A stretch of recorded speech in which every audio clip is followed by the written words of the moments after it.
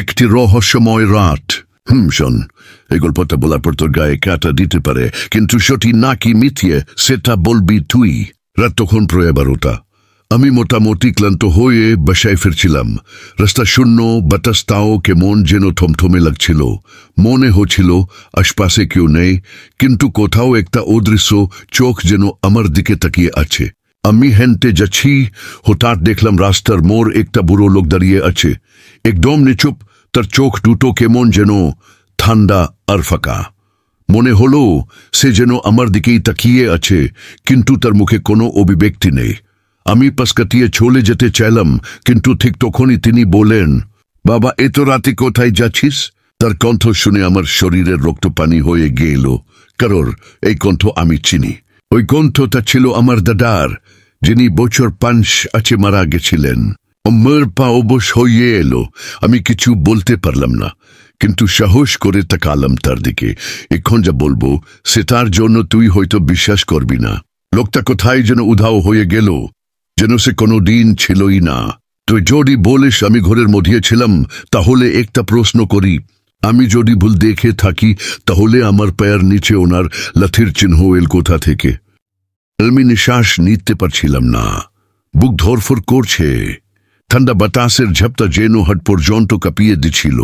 আমি ধীরে ধীরে পা বাড়ালাম, মাথায় একটা কোথায় ঘুরছে। আমি যা দেখলাম সেটা কি সত্যি, নাকি আমার চোখের ভুল?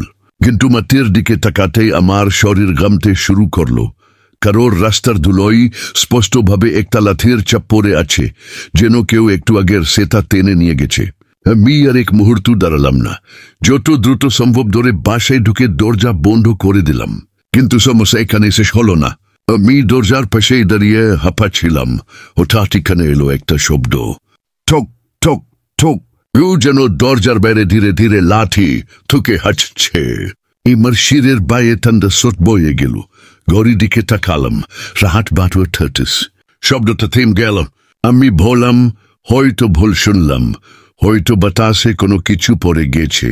কিন্তু ঠিক তখনই দরজার ওপাশ থেকে আসলো ফিসফিসে একটা গলা, বাবা, দরজা খুলবি না? আমার পুরো শরীর জমে গেল, কারণ এটাই তো দাদার প্রিয় কথা ছিল। যখনই আমি দরজা খুলতে দেরি করতাম, আমি আর দেরি না করে জানালার কাছে গেলাম বাইরে। বাইরে তাকিয়ে যা দেখলাম সেটা বলার মতো না। জানালার সামনে একটা লম্বি ছায়া দাঁড়িয়ে আছে, কিন্তু কেমন যেন আশ্চর্য ব্যাপার, ওই ছায়া তার কোনো ঠিক মতো আকৃতি নেই। মানুষের মতো, কিন্তু আবার মানুষ না। বাতির আলো অল্প আলো অন্ধকার, তাই ঠিক মতো বুঝতে পারছিলাম না। কিন্তু একটা জিনিস ক্লিয়ার, যে লাঠির শব্দ শুনছিলাম এটা তার থেকেই আসছে। আমার হাত পের কাঁপছিল। বাইরে থেকে আবার সেই ফিসফিসে গলাটা এলো, বাবা, দরজা খুলবি না? এইবার তার গলাটা একদম কাছা থেকে আসিল, যেন আমার কানের কাছেই কেউ ফুপিয়ে বলছে।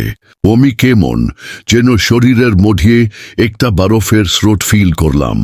দরজার পাশেই দাঁড়িয়েছিলাম, কিন্তু এখন কোনো রকম ওর দিকে তাকাতেও ইচ্ছা করতেছে না। এরকম আরো ভিডিও পেতে সাবস্ক্রাইব করো।